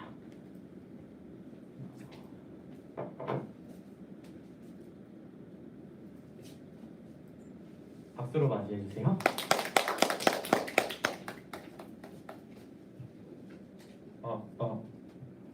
안녕하세요. 저는 이제 리커버리 팀의 정준영이라고 합니다. 일단 저희 발표 순서 첫 번째 프로블럼 스테이트먼트, 그 다음에 솔루션, 서비스 프로세스, 시장 분석, 그리고 이제 저희 성과에 대해서 좀 공유하고자 합니다. 저희가 첫 번째로 문제를 삼았던 것은 한국에 있었던 커피 소비 문화였습니다. 지금 옆에 통계를 보시면 커피 한 잔을 소비할 때 소비되는 원두의 양은 약 13g이고 그 중에서 약 0.2%만 사용이 됩니다. 나머지 98.8%는 버려지고 있습니다. 그래서 2017년 기준으로 약 34만 톤의 커피 원두 찌꺼기, 그러니까 커피 박이 발생이 되었고, 이를 사용하면서 같이 버려졌던 폐플라스틱의 양은 약 1억 6천만 톤입니다. 그래서 저희 리커버리는 이러한 커피 소비 문화에 있어서 커피 원두 찌꺼기의 다량 발생과 그리고 플라스틱의 남용 문제, 이 두 가지 문제를 해결하는 사업을 진행했습니다. 저희 세 가지 서비스와 프로덕트인데, 저희의 기초적인 핵심은 커피박의 업사이클링을 통한 바이오 플라스틱의 개발입니다. 그래서 저희는 첫 번째 서비스로 커피박 수거 서비스를 통해서 커피 원두 찌꺼기를 일반 쓰레기로 지금 현재 버리고 있는 코스트보다 더 낮은 가격으로 서비스를 제공해서 커피 원두 찌꺼기를 수거하고, 이를 활용한 CPLA라는 저희가 특허를 받은 바이오 플라스틱을 생산하여 이 바이오 플라스틱으로 플라스틱 기존에 사용되는 플라스틱을 대체할 수 있는 소재를 개발하고자 합니다. 또한 이를 활용한 활용 제품으로 일회용품 혹은 다회용품의 제품들을 생산하여 판매하는 것을 저희 세 가지 수익 구조로 생산하였습니다. 저희의 리커버리에 네 가지 강점이 있는데, 첫 번째는 바이오디그레이더블, 그러니까 즉 100% 생분해되는 친환경 바이오 플라스틱이라는 것입니다. 두 번째는 기존에 존재했던 커피박을 활용한 바이오 플라스틱 개발 특허와 달리 발암 유발 물질을 제거하여 인체에도 사용했을 때 우회한 점을 가지고 있고요. 세 번째로는 thermoformability, 즉 열 성형 가능성인데요. 이는 독일에 있는 커피 원두 찌꺼기로 도자기를 만들어 반죽하는 생산 업체와 달리 저희는 일반 플라스틱처럼 다양한 기계로 열을 통해서 성형을 하여 다양한 형태의 제품을 만들 수 있습니다. 마지막으로는 폐자원의 활용으로 낮은 가격에 바이오 플라스틱을 공급할 수 있다는 점에서 저희는 가격 경쟁력 또한 갖고 있습니다. 저희 비즈니스 모델이 이렇게 총 4가지 단계로 이루어져 있습니다. 첫 번째 단계는 리서치를 통해서 저희가 이제 CPLA 50, 60, 70을 기반합니다. 이 각각 숫자는 그 커피 원두 찌꺼기가 전체 바이오 플라스틱의 생산 차지하는 비중을 보여주고요. 이러한 그 개발을 한 원료를 생산하고, 그리고 각각 사용되는 원료의 위치 혹은 시장에 따라서 커스텀 오더의 그 CPLA 바이오 플라스틱 원료를 개발합니다. 또한 이를 활용한 제품을 생산하고, 그리고 마지막으로는 온라인 오프라인 판매 혹은 계약 판매를 하고 있습니다. 이 계약 판매는 다음 슬라이드에서 보실 수 있는데, 커피를 생산하는 카페 혹은 지자체에서 커피 원두 찌꺼기를 저희가 수거를 할 경우 이 커피를 수거한 곳에 저희 제품을 공급했었을 때 할인된 가격으로 이 제품을 공급하는 방식입니다. 이는 지금 현재 커피 원두 찌꺼기가 일반 쓰레기로 버려지고 있다는 점에서 어떤 업사이클링 체인을 유도할 수 있는 하나의 인센티브를 제공하는 B2B 사이클이라고 보시면 됩니다. 그래서 커피박을 수거한 후 저희 원료 공장에서 원료를 생산하고, 이를 활용한 제품 공장의 제품 생산, 그리고 이를 카페 지자체에 납품하는 과정에서 할인된 가격으로 제품을 공급하면서 인센티브를 주는 것입니다. 저희의 시장은 현재 이렇게 구성이 되어 있습니다. 지금 현재 정부의 그린 뉴딜과 그리고 친환경 제품 소비에 관한 사용자가 증가함에 따라서 이렇게 총 6가지의 제품 판매 시장을 확보해 봤는데요. 첫 번째 정부 지자체, 그러니까 현재 지금 지자체에서 커피 원두 찌꺼기를 자율적으로 수거를 하고 있으나, 이를 저희가 타겟팅으로 해서 B2G 서비스를 통해서 커피 원두 찌꺼기 서비스 저희가 공급을 할 예정이고요. 또한 카페에서 커피 원두 찌꺼기를 수거하고, 그리고 저희 CPLA를 활용한 제품들을 공급하는 하나의 마켓이 있다고 생각합니다. 또한 저희가 이러한 그 원료를 개발함에 있어서 3D 프린터를 활용하고 있는데, 이때 3D 프린터를 활용한 필라멘트를 개발해서 3D 프린팅 산업에서도 이 저희 CPLA 제품을 사용할 수 있게 하고자 하고요. 마지막으로는 지금 존재하고 있는 플라스틱 사용 산업에서도 저희 원료를 사용할 수 있도록 인센티브를 제공하고, 그리고 소비자들에게도 저희 제품을 판매하는 것을 목표로 하고 있습니다. 지금 현재 저희 팀은 제 가운데 이렇게 있고요. 양 옆에 이제 이분이 이제 저희의 그 원료 자체를 개발하는 리서치 오피서, 그리고 저희 디자인 담당자가 있습니다. 그래서 저희는 실질적으로 저희 팀 내에 이런 원료 자체를 개발할 수 있는 인력뿐만이 아니라 제품을 상용화해서 디자인할 수 있는 인력도 존재하고 있습니다. 지금 저희는 현재 환경부 산하의 그 한국환경산업협회에서 약 1,000만 원 가량의 시드를 받아서 지금 제품화를 하고 있고요. 그리고 또한 한국청년기업가정시재단의 스타트업 둥지 4기에 선정이 돼서 엑셀러레이팅 프로그램을 받고 있고, 마지막으로는 최근에 서울 캠퍼스타운에서 엑스테크 창업경진대회에서 우수상을 수상을 하여 사무공간과 그리고 소량의 상금을 받게 되었습니다. 지금 현재는 한국청년 스타트업 경진대회에서 지금 발표를 앞두고 있습니다. 지금 현재 이렇게 보시면 저희의 C플레이 30, 그러니까 지금 현재 프로토타입 중에서 커피 원두 찌꺼기가 30%를 차지하는 30%의 비중을 차지하는 샘플이 지금 있고요. 저희 현재 3D 프린터로 제작한 프로토타입 그리고 텀블러 다용 빨대가 있습니다. 저희 타임라인은 앞으로는 2020년까지는 저희의 생분해 인증과 친환경 인증을 다 거칠 예정이고요. 그리고 2023년까지는 어떤 다양한 파트너들과의 협업을 통해서 제품 판매 시장을 구축을 하고 국내에서 서플라이 체인을 구축하는 것을 목표로 하고 있습니다. 2026년까지는 뭐 스타벅스 본사 혹은 중국 시장 혹은 유럽 시장까지 진출을 통해서 제품을 조금 커피바게의 업사이클링을 전 세계적으로 조금 이루어낼 수 있는 방안들 구성하고 있습니다. 저희 펀드레이싱은 지금 현재 이렇게 진행이 되고 있고요. 약 3억 원의 지금 자금이 필요한 상황입니다. 그래서 현재 1억 원 정도를 CPLA 원료 개발, 0.3억, 그러니까 3천만 원 정도를 마케팅, 그리고 5천만 원을 저희 친환경 인증에 필요한 비용, 그리고 마지막으로 1억 2천만 원 정도를 저희 제품 판매 루트 혹은 서플라이 체인을 구축하는 데 필요한 상황입니다. 네, 이상으로 발표를 마치겠습니다. 감사합니다. 네. 그러면 아까 본 것 봤는데 네. 제품을 만든 공장을 통해서 만든다고 하셨잖아요. 네. 제품 공장 같은 경우는 계약이 있나요? 지금 저희가 제품을 지금 시제품을 제작을 하고 있고, 그리고 계약에 들어가기 전에 어느 정도 펀드를, 그러니까 투자를 받아놔야 제품 공장을 지금 계약할 수 있거든요. 그 이유가 공장을 단순히 계약을 하더라도 어느 정도 초기 자금을 가지고 원료를 공급을 하고 수급을 할 수 있는 어느 정도 자금이 필요하기 때문에 공장 계약보다 우선적으로 자금 확보를 해서 그 후에 이제 서플라이 체인이 되면 이제 그 공장을 계약을 해서 이렇게 제품을 생산하는 구조로 되어 있습니다.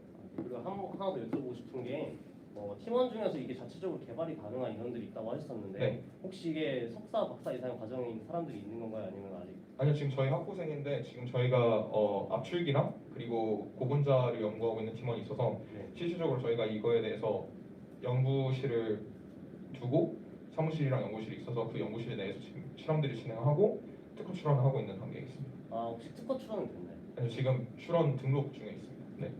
네, 알겠습니다. 저도 하고 있어가지고 네. 좀 궁금한 점이 많아서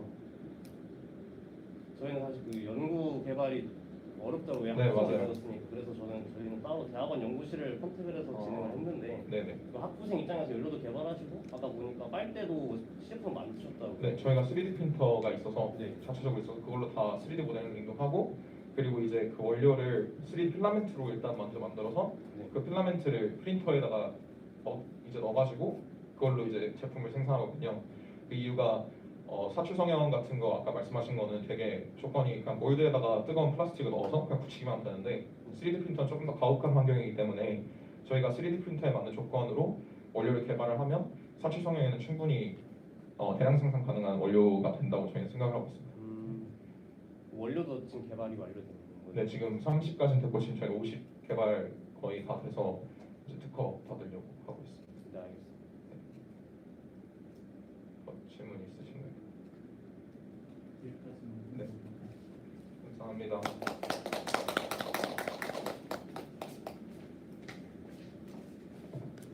네, 지금 6팀의 발표가 모두 끝났는데요. 다들 오늘 이렇게 코로나 위기 가운데서 자리해 주셔서 좋은 발표해 주셔서 정말 감사하고요. 지금 다들 바쁘게 지금 투자금을 적어주시고 계신데 투자금을 다 적으신 분은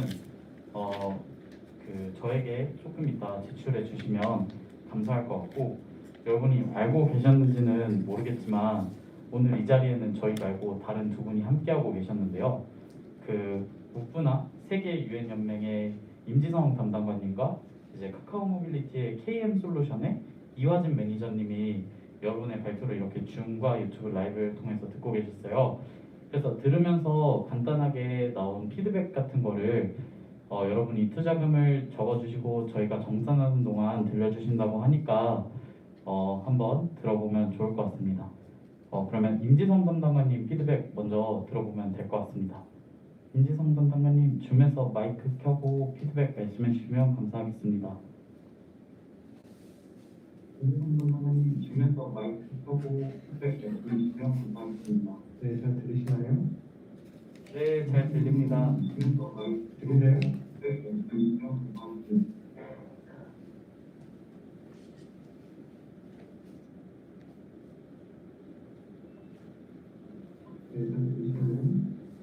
네, 잘 들립니다. 네, 알겠습니다. 반갑습니다. 저는 유엔연합 세계연맹의 임지성 담당관이라 하고요. 우선 여기 6팀 발표 잘 들었습니다. 그리고 좀 긴 시간 동안 이 프로젝트들을 다 준비해 오신 걸로 보고 있고, 그리고 무엇보다 다들 좋은 어떤 미션을 가지고 일을 하시는 것 같아서 네, 격려의 말씀드리고 싶었고요. 제가 이야기를 들으면서 지금 좀 시리어스하게 사업을 하시려고 하는 분들 좀 있는 것 같고, 어떤 분들은 조금 이거를 그냥 학교 프로젝트처럼 준비하신 것처럼 보이는 것들도 있어 보이는데, 우선 만약에 조금 더 실제 사업으로 이거를 진행한다라고 생각하실 때, 제가 여기서 조금 한 3가지 들었던 생각을 공유하도록 하겠습니다. 아주 짧게. 처음은 이제 스타트업이나 아니면 이런 사업들이 망하는 가장 큰 이유가 이제 고객이 원하지 않는 제품을 만드는 경우가 되게 많다고 해요. 그래서 내가 생각하기에는 굉장히 다들 원하는 것 같아. 아니면 사회적으로 효과가 있기 때문에 꼭 해야 되는데 가장 큰 문제는 고객이 원하지 않는 제품을 만드는 경우가 있는 것 같습니다. 그래서 모든 팀한테 제가 조금 드리고 싶은 제안은 프리토타이핑이라는 기법이 있습니다. 이게 뭐냐면 거의 가짜 제품을 만들어서 사람들이 그거를 살 것이냐라는 보는 건데, 약간 기만이 포함되어 있긴 하지만 어쨌든 굉장히 좋은 기법이고, 지금 투자를 뭐 몇억 가지 이렇게 필요하신 분들이 있는데, 여러분들께서 먼저 시장이 검증돼가지고 구매자가 있는지 언제 확인하시고 이런 프로토타입부터 만드는 것이 중요할 것 같다. 프로토타입 만들기 전에 프리토타이핑을 해서 고객이 이런 게 있으면 살 것이다. 그러니까 누군가 그냥 보고 나 이런 거 있으면 살 거예요 라고 얘기하는 게 아니라 실제로 돈을 내고 지불을 하는 걸 우리는 확인해야 우리 투자하는 돈을 아낄 수 있다는 거죠. 왜냐면 주로 망하니까. 네, 그게 하나 있고요. 두 번째는 초기 투자할 때는 투자하시는 분들에 대해 조금 말씀드리자면, 초기 투자하는 사람들은 사실 수많은 아이디어를 보게 되고 세상의 아이디어는 굉장히 많아요. 그래서 아이디어 자체의 가치를 매긴다라고 하기에는 저는 좀 어려움이 있을 것 같고, 내가 뭔가 하나 생각하면 정말 100명 이상이 그 똑같은 생각을 하고 있거든요. 다만 그거를 액션으로 이을 수 있는 팀이다 아니다를 볼 수 있는 굉장히 중요한데, 지금 발표하신 팀들 중에서 많지 않은 팀이 팀 소개를 해주신 것 같아요. 그래서 팀 구성이 이걸 하기에 적합한가 아닌가에 대해서 초기 투자할 때는 가장 큰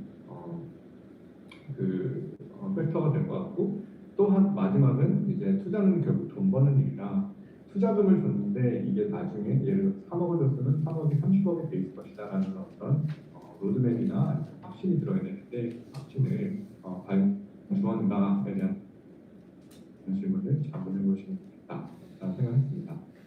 가장 마지막으로 보통 이런 사회혁신 프로젝트도 그렇고 여러 가지 좋은 일을 할 때 가장 약점이 될 수 있는 게 어떤 수익성을 많이 잃고 하는 사업들이 많이 있는데, 저는 BM에 정말 포커스 하시기를 권유드리는 게, 사회적으로 뭔가 효과가 있는 거는 가장 좋은 파트너가 이제 정부 쪽이라고 저는 생각을 해요. 저는 정부 자금을 받는 거에 굉장히 반대를 하고요. 대신에 정부가 구매자가 되는 경우, 아니면 정부가 다른 뭐 B2C, 그러니까 고객들한테 우리가 팔 때 또 거기에 서브시다이즈를 중간에 또 구매를 촉진하는 역할을 해줄 수 있게 해서 법적 지원을 꼭 찾아보시기를 바라고, 지금 하시는, 내가 보기에는 여기 있는 거의 6개 팀 중에 한 5개 팀은 이런 지원이 충분히 가능할 만한 아이디어입니다. 그래서 시행령이나 어떤 법령을 검색해 보시고 그런 그리고 그 담당 부처가 하고 있는 사업들을 좀 보시면 연계할 수 있는 것들이 분명히 있다라고 저는 생각합니다. 어쨌든 너무 좋은 일들에 노력하고 있는 여러분 정말 미션에 최선을 보내고요. 더 열심히 해가지고 좋은 결과가 있기를 바라겠습니다. 감사합니다.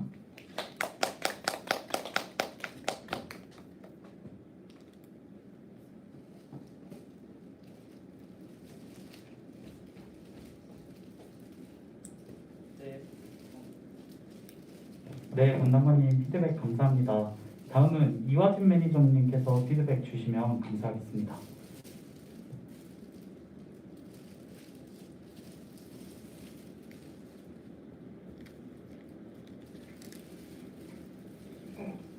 네, 안녕하세요. 저는 카카오 모빌리티 솔루션이라는 회사에서 기획자로 일하고 있는 이화진이라고 합니다. 저는 이제 저희가 운영하고 있는 서비스도 이제 카카오 티블루라는 서비스인데요. 이는 약간 단순히 이제 택시에 카카오 캐릭터를 입히는 게 아니라 이제 좀 표준화된 가맹 사업을 하면서 승객한테 조금 더 편한 서비스를 제공을 하고 이제 다소 보수적인 택시 사업을 바꿔 나가면서 이제 기사님들 또한 좀 더 나은 삶을 살아가실 수 있게 기여하는 데 목적을 두고 있습니다. 네, 그래서 오늘 모든 팀 너무 고생 많으셨는데요. 각 팀의 사회적 미션 부분에서 저도 이제 많이 공감을 했어요.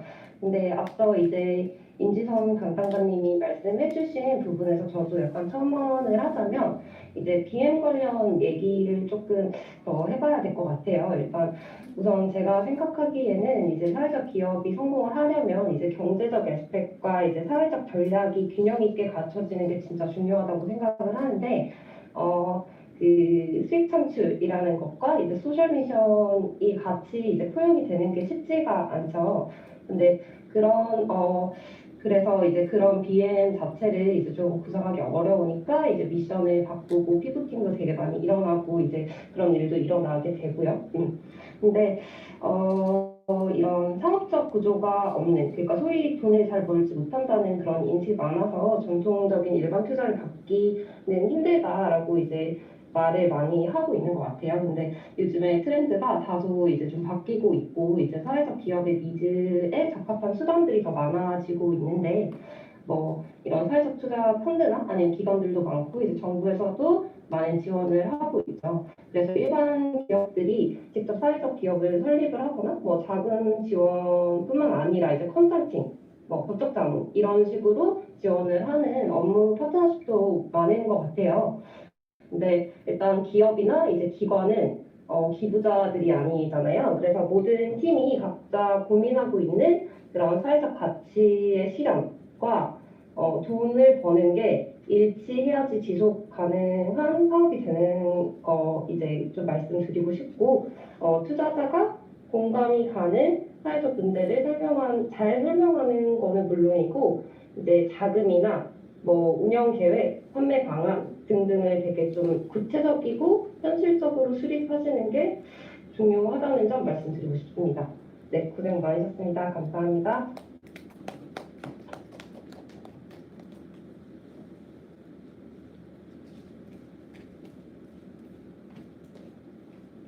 네, 매니저님 피드백 감사합니다. 여러분 오늘 발표하시느냐 너무 고생 많으셨는데 지금 아직 그 투자 자금이 합산이 이루어지고 있거든요. 그래서 조금만 더 기다려 주시면 감사하겠습니다.